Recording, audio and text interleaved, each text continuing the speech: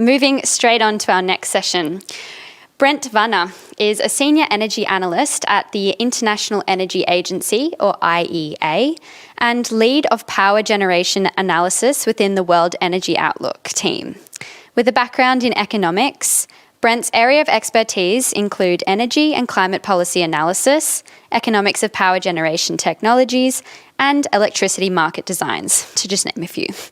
He will be presenting the IEA's Pathway to Net Zero by 2050. Thank you very much for joining me, Brent. Thank you, Greta. Thanks for having me.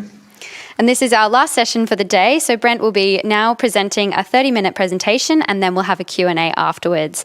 The floor is yours, Brent. Okay, thanks very much. And thanks for the opportunity to follow up on all the very interesting conversations going on and the keynotes that preceded me. So I'd be happy to share my screen and share a few slides, also to highlight some of the key elements of the Net Zero by 2050 report that we recently released. Let me share my screen here.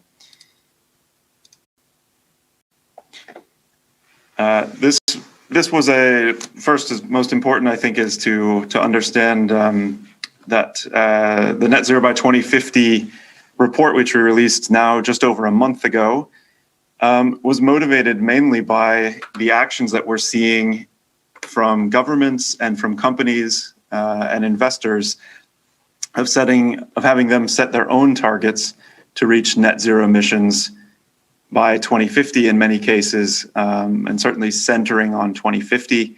We now have over 40 countries that have committed to reaching net zero emissions, many companies as well.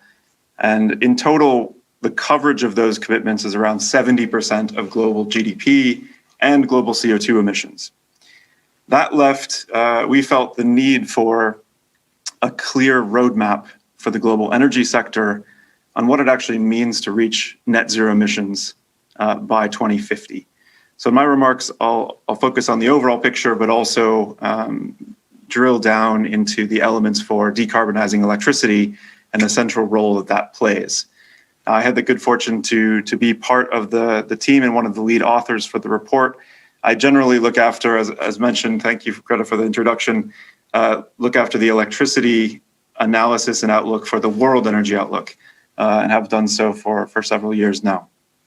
And of course, part of the thinking for the report as well is that this is a contribution to COP26. In fact, it was at the request of the COP26 presidency to look into this as well. So translating those overall targets into a roadmap, because actually on the ground, we see that there are many of these policies are not yet in place. Only about 1/4 of those commitments are actually underpinned by clear policy targets and clear plans. So if we go forward, I think let me start by actually giving a bit of perspective on our net zero scenario, which we shorthand here for net NZE, where it sits within some of the IPCC scenarios that are also that reach net zero. So first, we have to say that our pathway is a pathway to net zero, not the pathway. We recognize there are uncertainties, there are different ways to get there. And of course, the IPCC scenarios lay those out with many scenarios. There are over 90 scenarios that were included in the IPCC scenario work to 1.5 degrees that were classified as having at least a 50% chance of limiting warming to 1.5 degrees by 2100, but only 18 of those actually reach net zero CO2 emissions for the energy sector and industrial processes. And that's the key aspect of our work, is that by having this ultimate goal of reaching net zero emissions for energy and industrial processes, it actually is one of the most aggressive scenarios and most ambitious scenarios that has been laid out in a comprehensive way. Even the low energy demand scenario from the IPCC that was used as an illustrative model pathway in the summary for policymakers has significantly less emission reductions than in our net zero pathway. So there's no simple way to compare these complex scenarios, but to highlight a few points or a few technologies where we are actually at the lower end compared to those 18 scenarios that have a similar ultimate objective. We actually see that on some of these key aspects, we are at the very low end. We're talking about carbon dioxide capture and removal. Both of those factors in the top left here, you see that our scenario is at either the lowest or second lowest of the range. This is also true for bioenergy. A lot has been made about the sustainable supply of bioenergy, and we worked also closely with EASA on this to understand the available sustainable bioenergy supply for energy without impacting agriculture, so food supplies, or also forestry. So here you see we're at the very low end on the use of bioenergy in achieving these ambitions. In terms of fossil fuels, we actually have, the IPCC scenarios have over 150 exajoules of fossil fuels in 2050. We are below that, well below that at 120 exajoules.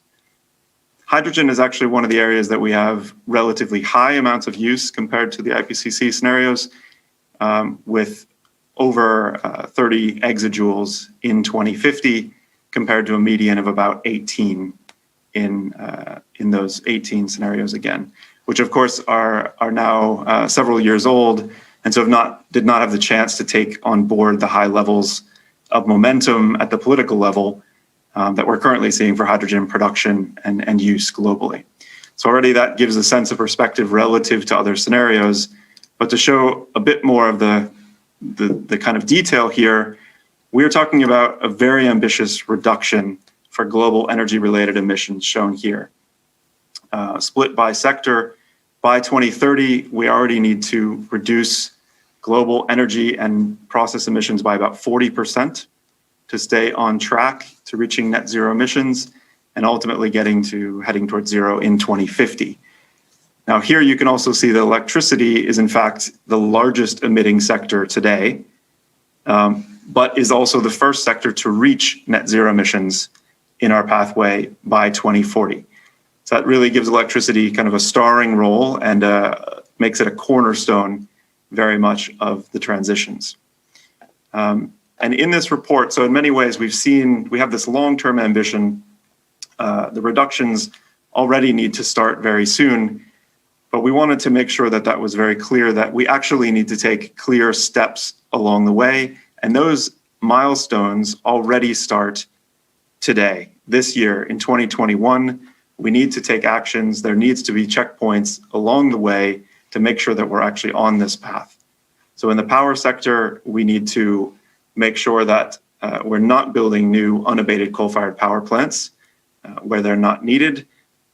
We need to scale up the growth of wind and solar PV in particular. And ultimately, we need to reach net zero emissions in the power sector by 2040 and already in advanced economies in the 2030s. Now here you have milestones for other sectors as well. I won't go through each one, but in total in the report, we lay out over 400 individual milestones by sector at the global level to follow the pathway towards net zero emissions by 2050, because ultimately we want this to be an orderly transition and very importantly, an affordable transition. So we need to do this step by step along the way. There's no waiting here. There's no opportunity to wait. And I think that's also been highlighted by speakers today preceding me, that this is an urgent requirement, an urgent call to action in all sectors, but also at all levels, by government, but also companies, investors, and down to citizens as well. So if we highlight in particular, sort of if we move through the stages of how do we actually want to get there, very clearly the 2020s need to be an action-based decade. We need to make it a decade of clean energy expansion. Solar PV and wind in the electricity sector are absolutely the cornerstones. They are here, They are ready for growth. They are competitive in most markets. In fact, the lowest cost, the cheapest sources of new electricity in most markets today, but we need to quadruple the level of annual deployment over the next decade. So 2020 was a record year. We added almost 240 gigawatts of wind and solar. That needs to rise to 1,000 gigawatts just in the year 2030 alone. So that is a massive task in front of us. And clearly we cannot wake up in 2030 and accomplish that. That needs to take steps every year from now until 2030 to achieve that. It needs to be a world action, and to give a sense there that scale is obviously picking up the level of investment quite significantly. We also need electric cars to become the norm. In terms of electric car sales, we need to increase that many, many times here, surpassing 50 million vehicles sold in 2030 already. So these markets that are stepping forward, this needs to become the dominant new cars that everyone is purchasing. We've only seen for these two already, we're talking about moving also beyond the levels of experience we have in any markets today. So for wind and solar, we need to already be reaching 40% of generation from those in 2030, where only 2 countries in the world today are at that level. For electric car sales, we need to reach about 60% of sales in 2030. We've only passed 50% in Norway and Iceland as of today. So we are moving at continental world scale to where the most advanced markets are today. We also need to focus on energy efficiency. The most secure and affordable unit of energy is the one we don't consume, actually. We need to double the pace of energy intensity improvement for the global economy, so about 4% per year reductions as compared to 2% in recent years. We combine these already give you the sense of sort of 3 key pillars of how to get there. Renewable energy, expanding that as fast as we can go. Electrifying uses, so transport here, but also heating and energy efficiency. These are 3 of the core pillars of the pathway. In order to do this, one of the key elements is then we need to scale up clean energy investment. So in the last 5 years, the amount of investment going into clean energy has increased dramatically and is now well over $1 trillion per year. But we need to move that up to over $4 trillion per year by 2030. That needs to be going into not only electricity generation, so mainly renewables there, but also the underlying infrastructure to connect electric vehicles, to produce hydrogen, to transport hydrogen as well. But clearly on the end use side, this is a major step up in overall spending and overall investment, where that's going to come from a variety of sources, but it's mainly coming from private sources, mobilized by public policies that create these incentives, that set appropriate frameworks, regulatory frameworks, and reform energy taxes. We'll also need direct government financing to boost the infrastructure build out and the number of projects and pace of expansion there. So all of this actually has a win-win in the fact that it also boosts global economic growth. This is a scenario where we have very strong economic growth overall, 40% economic growth, so 40% expansion of the world economy to 2030, 150% growth to 2050, where there's 2 billion more people in the world in 2050 than there are in 2020 in this scenario. And this boost for clean energy investment actually helps further that economic growth.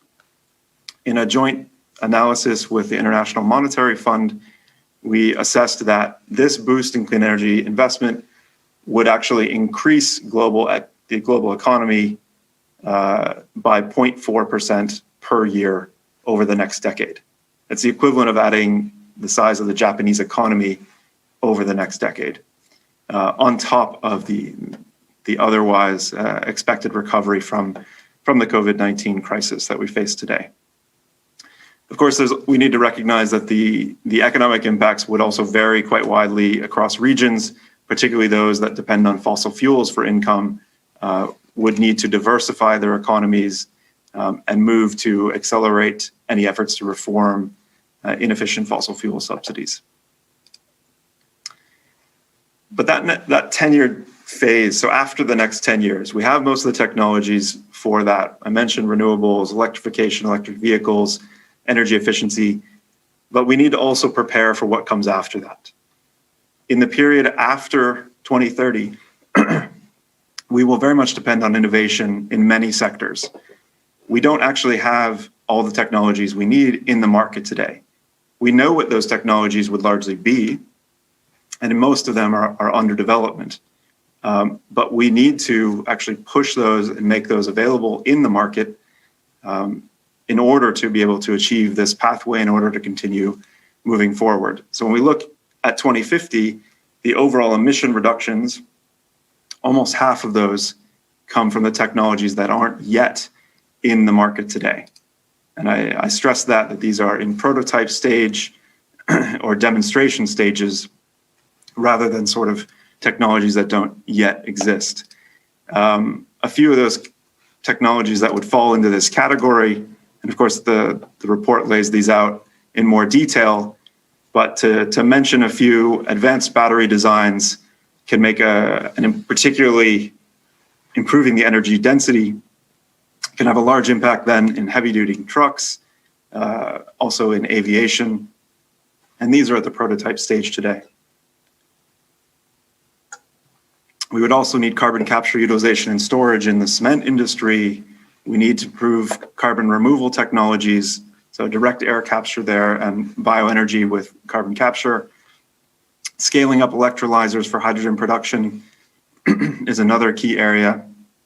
And ultimately, this pace of innovation that we'll need on a net zero pathway is much more rapid than what we've ever seen in the past, about twice as fast in terms of time to market than we've ever seen. So for governments, two of the key tasks there are boosting the demonstration funding and also reprioritizing the R&D funding. So we can have this shock to the system, the surge of demonstration projects that helps bring these technologies to market. So then for my remaining time, excuse me, I would like to focus to drill down a bit on the electricity side. As mentioned, it's the cornerstone really of the reductions in our net zero pathway. And one of those key aspects is electrification, but needing to decarbonize and reach net zero emissions in the power sector by 2040. At the same time, you've got to meet demand that's doubling over the next 20 years and increasing 2.5 times from today to 2050. So that's faster growth than what we've seen at the world level in recent years, but also more widespread. This is in advanced economies and developing economies. So one of the key aspects there is one thing we need to do to change very much is how we actually meet that demand growth. In the past, fossil fuels without carbon capture, utilization, and storage was a primary means of meeting demand growth. And up until 2019, this has been rising at the global level. Even though the share had been starting to decline because of growth of wind and solar, we hadn't actually seen an absolute reduction, a sizable reduction until 2020. And so we need to build on that and drive a more structural decline for coal-fired generation without carbon capture and storage, but also natural gas-fired generation, and of course, oil. We'll have a suite of low-emission technologies available to us. We already have in the market today, and in many systems, nuclear power. We have hydrogen-based fuels are starting to become kind of a focal area for many countries, not only in the power sector, but in other sectors that are hard to abate, but to provide then a way to, it also provides a way to use existing assets. So existing coal and gas-fired generation can be converted to use hydrogen-based fuels, and that's a part of the long term, as well as retrofitting with carbon capture and storage. But you see there's a yawning gap between overall demand and overall generation and where we get with these sources which of course is renewables, becomes the primary means of providing electricity in the world as we go forward. Today, we're less than 30% of generation from renewable sources. In 2050, we're looking at 90%. Solar PV drives this growth, and it's a complete change in the overall system. From 10% of generation today for wind and solar to 40% in 2030, which is about the limits of the horizon of our experience already, and then going much, much further to 70% of generation in 2050, which changes the face of electricity and the nature of electricity supply and security. To kind of underscore that point here even more, the kind of growth we're talking about for solar PV and wind is absolutely massive and should not be taken for granted here. We are sitting in 2020, and in these curves, you can see we are really getting going. We're just building the momentum, in effect, really moving away from zero here. And it's a call that we need to redouble those efforts. As mentioned, we need to quadruple the deployment of wind and solar over the next decade and keep going and keep expanding wind and solar until we reach the decarbonization targets in the 2030s and 2040. So to do this, of course, the technologies are ready. We know utility scale solar PV is here, extremely cheap. On the wind side, we have onshore wind, but also offshore wind is becoming more cost competitive every year and is set to expand well beyond Europe into China and many other markets. And so we see that a diverse set of renewable technologies is also an important part of the mix here. We're talking about a 20-fold increase for solar PV and 11-fold increase for wind. I mentioned the phase out of coal-fired generation. To underscore that, we're talking about a huge part of the system today. The largest source of electricity generation is coal today, and we need to drive that effectively to zero. We need to phase out the most inefficient over the next decade, that's subcritical coal-fired power plants, and move to phase out all unabated coal by 2040. We can convert many of the 2,100 gigawatts of coal to use other fuels. We have a multifaceted approach to make sure that these coal assets can contribute to the transition. They can be, the emissions are really the target here, not necessarily just the terawatt hours. So they can provide flexibility. We can repurpose them to run less and to provide this flexibility. Can retrofit them with carbon capture and storage, or to co-fire ammonia, in fact. So but to give the sense of scale here, this is a very steep drop and is much faster than all of the announced pledges that we've seen so far, which are substantial and would look to cut coal-fired generation by about 60% from now to 2050, but we need to cut that by 100% by 2040. And it's often a bit forgotten in the discussions, but we wanted to make sure it's raised on the agenda here, is the importance of investment in electricity networks. This has been generally below $300 billion per year going into electricity networks. That's local distribution and also large-scale transmission. And this needs to scale up as well. This needs to triple over the next decade and keep rising to about $1 trillion per year. And that's for a number of reasons. That's to meet all this increasing electricity demand that we showed earlier from electrification, but also to connect and integrate the growing share of renewable sources. Wind and solar tend to be a bit further from the grid than traditional sources of electricity, and we need to integrate those fully and make the best use of those investments, while also replacing and upgrading the grids we have. So ultimately, this point of generation supported by networks are two pieces of the puzzle. A third, very much, and linked to energy security, is on flexibility. With such a high share of wind and solar generation that are variable depending on available weather resources, so sun and wind, we then need to shift our thinking in electricity that the main way to maintain electricity security is to have a flexible set of power generators in the system to be able to match not only changes in demand, but also match changes in availability for wind and solar. So having one picture of what this means for flexibility, if we look at kind of hour-to-hour basis in our assessment, we need to realize that we're shifting away from fossil fuels, which provide most of this flexibility now. Those are going to be phased out. So what we rely on heavily today for flexibility shifts is more or less disappears by 2050. We need to rely very much on renewables, on new storage technologies, but also on demand-side response.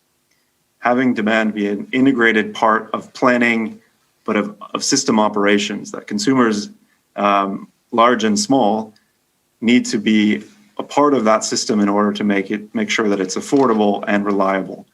So by 2050, in all regions around the world, we're talking about more than half of flexibility on an hour-to-hour basis coming from energy storage, shown here as batteries, and demand response, which today are just a very small part of the overall flexibility package. That's to keep the lights on, that's to help make sure it's affordable, and also to make sure that the investment we do need to take, which is sizable, is also efficient and is the minimal amount of investment we can in order to achieve our overall objectives for the net zero pathway. So with that, I would close. Hopefully that gives you a sense. Obviously, it's a few of the key pillars and highlights from our net zero by 2050, a global roadmap for the energy sector. And very happy to move to the Q&A. Thanks very much, Greta. Thank you, Brent, for that really clear and comprehensive overview of the IEA's net zero pathway. Really interesting and a lot of information there that we can definitely take away with us.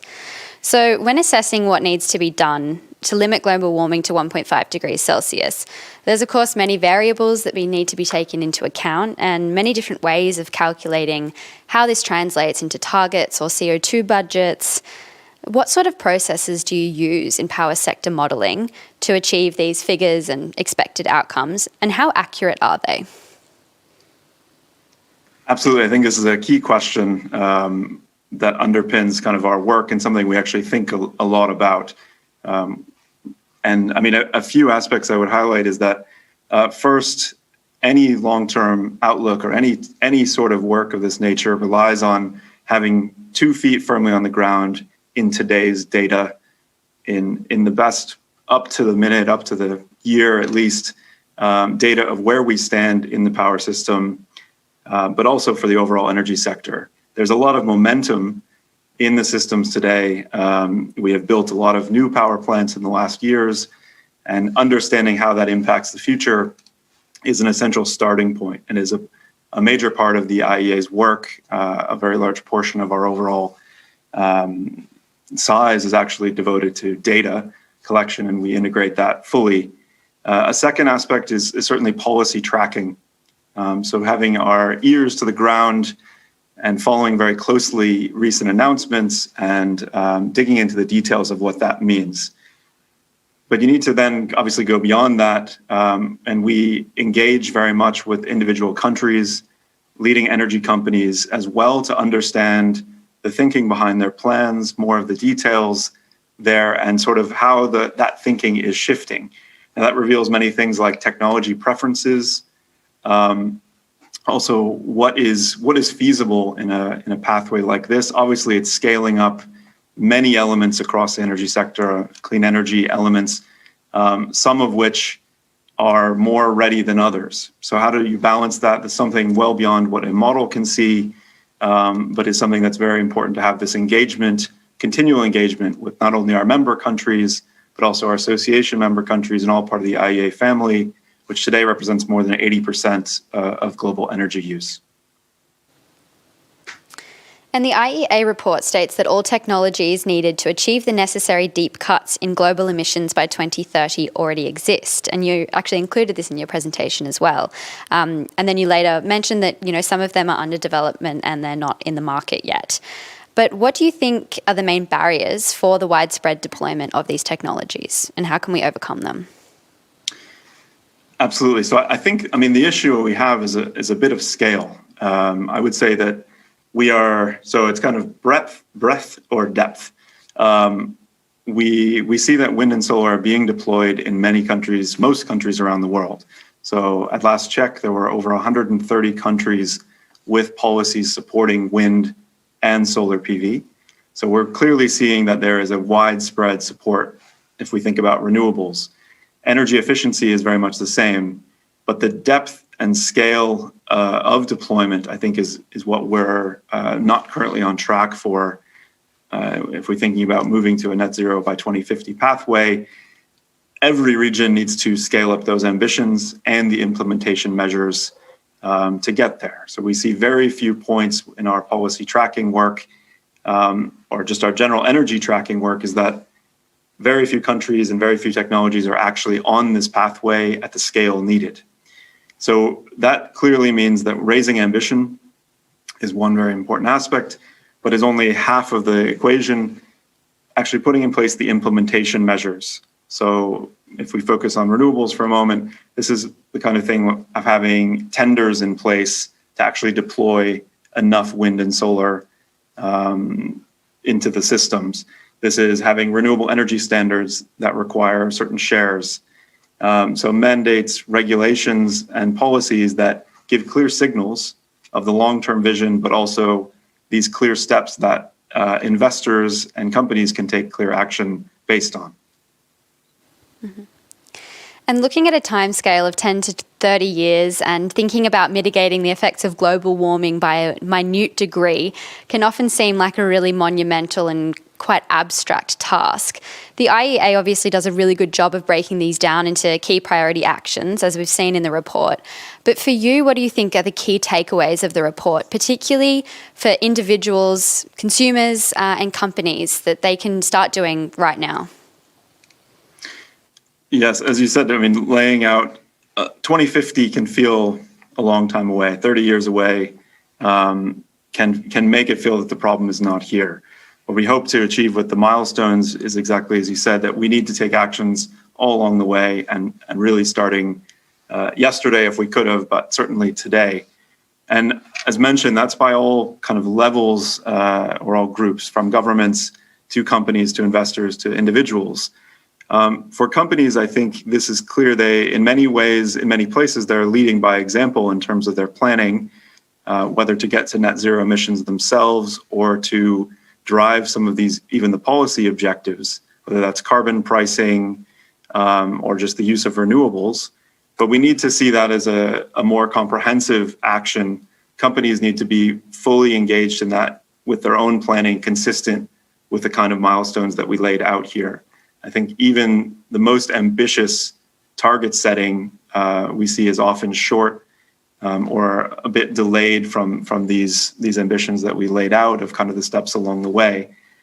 Consumers, I think, for me personally, actually being as a consumer myself, of course, I found the report and the analysis quite motivating that we can have a big role as consumers. Behavioral change is an enabler to ultimately reaching net zero emissions by 2050.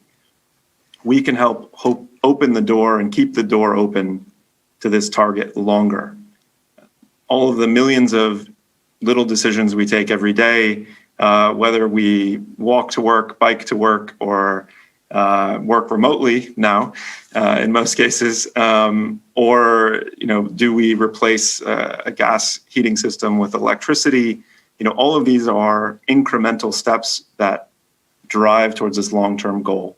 So for me, it's the message to consumers is all about sort of changing the mindset that you have a central role and that each of those decisions that's consistent with this pathway is certainly a step in the right direction.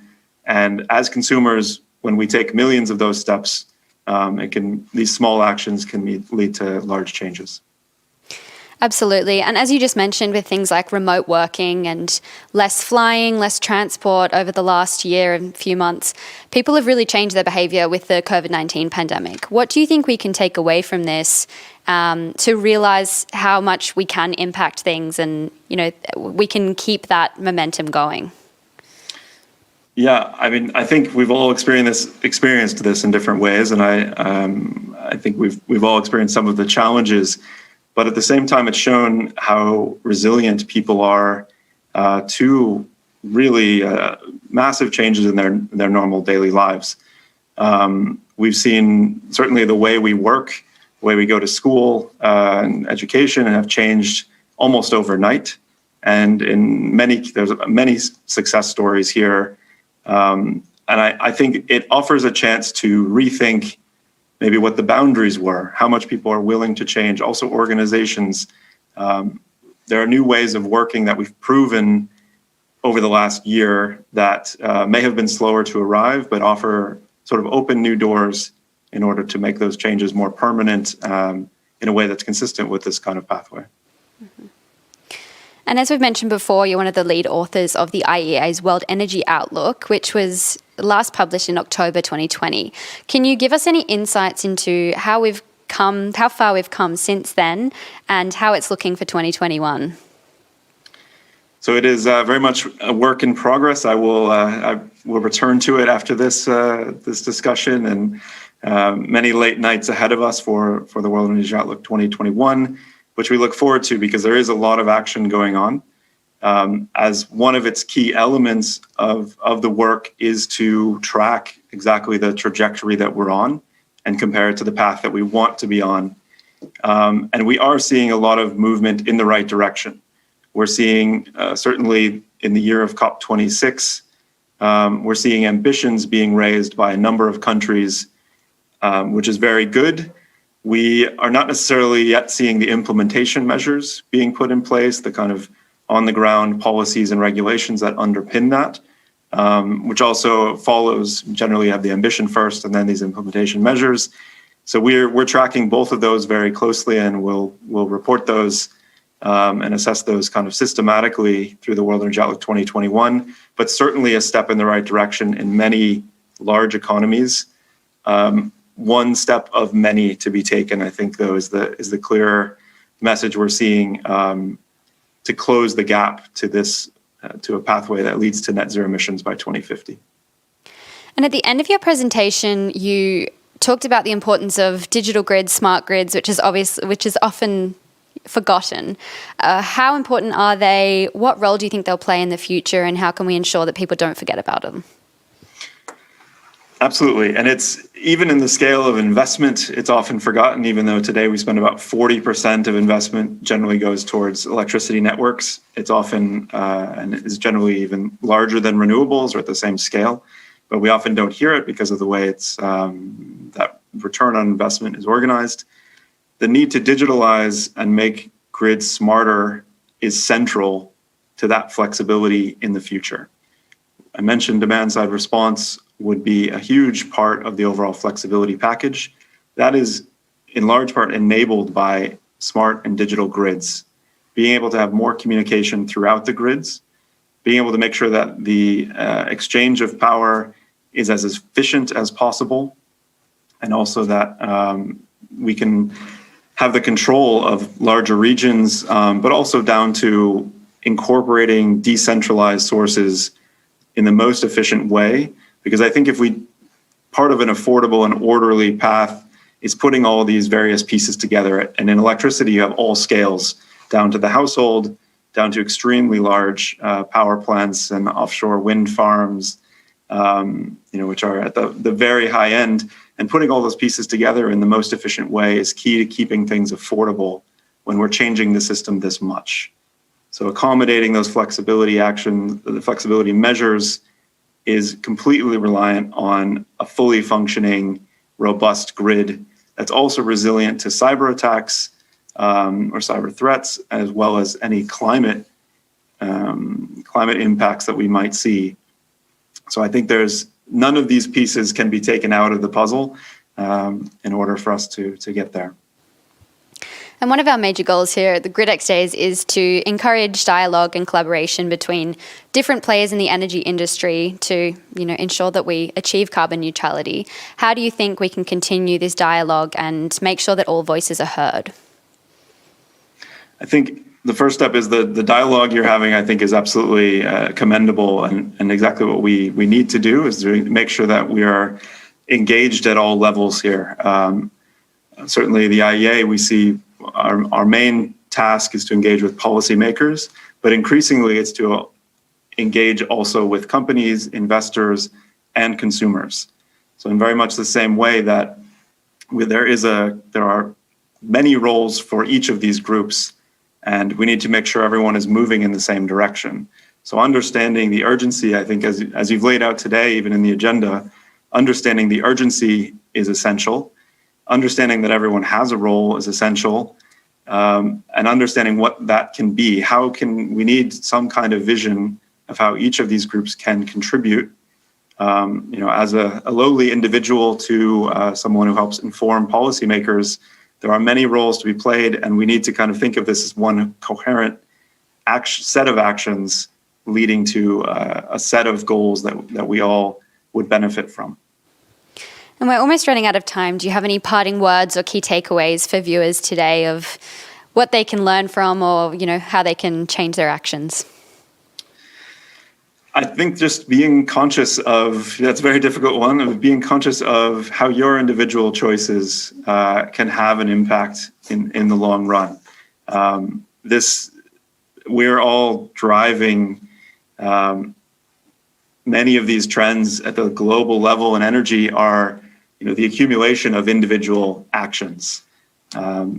Oil demand at the global level, transportation is a huge part of that, which of course is the result of all of our choices. How much we use coal in the system today is also a part of the past choices, but it's something that we can then affect. So being active, being supportive of these longer term ambitions, and asking yourself what you can do to help contribute that, whether it's within your own household, in your community, or in your country.